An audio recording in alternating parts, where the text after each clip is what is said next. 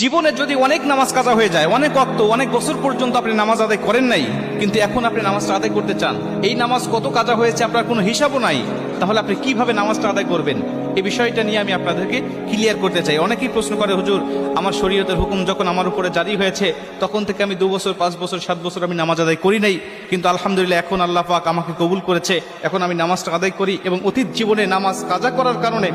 আমার ভিতরে অনুশোচনা আসছে, হুজুর নামাজগুলো আমি আদায় করতে চাই, কেমনে করে নামাজ আদায় করব? শুধু তওবা করলেই হয়ে যাবে নাকি আমাকে সেই নামাজগুলোকে হিসাব করে করে আমাকে পড়তে হবে? অনেকেই বলে, হুজুর হিসাব করা তো সম্ভব নয়, তাহলে কিভাবে নামাজটা আদায় করব? কারণ অল্প যদি ওয়াক্ত নামাজ কাজা হয়,